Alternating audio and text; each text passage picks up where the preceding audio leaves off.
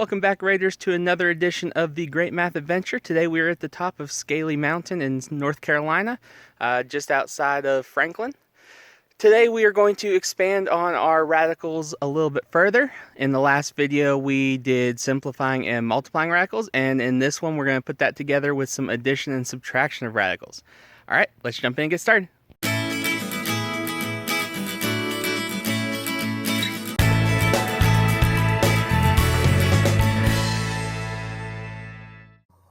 Congratulations, ladies and gentlemen. You have made it to the final lesson in Unit 1.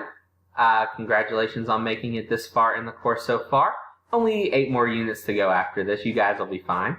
As I mentioned in the intro, we are going to be adding and subtracting radicals in this unit, in this lesson rather, and specifically in this video, we're going to focus on the addition aspect. So just like when we were looking at regular numbers, square roots can be added together. However, you might not be able to simplify the addition all the way down to one number. Just like you must have like terms to add in an algebraic expression, you also cannot combine unlike radicals. So for example, when we were looking at algebraic expressions, we could combine something like a 2x plus a 3x to get 5x because those were like terms, they had the same variable. But we couldn't add a 2x and a 3y together. That didn't work out. Just in the same way, we're going to have that issue with radicals. It's going to have the same number underneath the radical to be able to combine it together. In other words, it has to have the same radicand. So example 1 is pretty nice and easy and straightforward. We are lucky enough that on both of those we do have the same radicand. If you look underneath the radical, they both have a 3. So since those are the same, we can go ahead and combine them. And all we have to do, just like when we had a 2x plus a 3x, like I mentioned earlier, we just had to add the coefficients to get 5x. We're going to do the same thing here. We're going to do 2 plus 3, which is 5, and then the radicand will stay the same, just like the x stayed the same when we were adding those terms in the expression. Unfortunately, not every addition and subtraction problem is going to be that easy. If you look at example 2, you'll notice we have a problem. We have the square root of 50 plus the square root of 2, which hopefully by this point in your math career, you guys have realized that 50 and 2 are not the same number. If not, we might have some remediation to do. Anyway, we need to see if there's a way where we can get them to have the same number underneath the square root. And as probably some of you have guessed, we're going to be pulling in that simplification process that we used in lesson 1-4.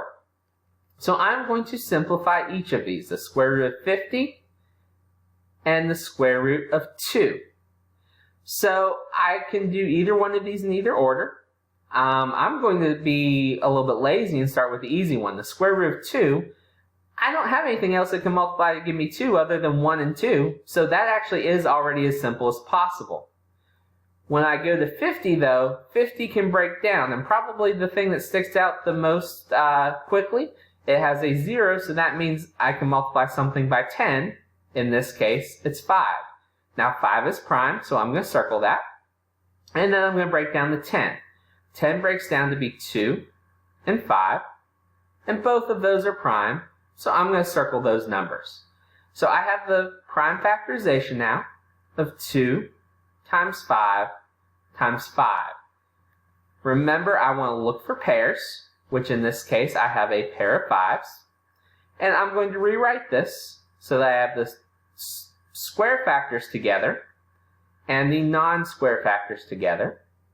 And the square root of 5 times 5 is just going to be 5. Remember, we could rewrite that as 5 squared and have the inverse operations cancel out.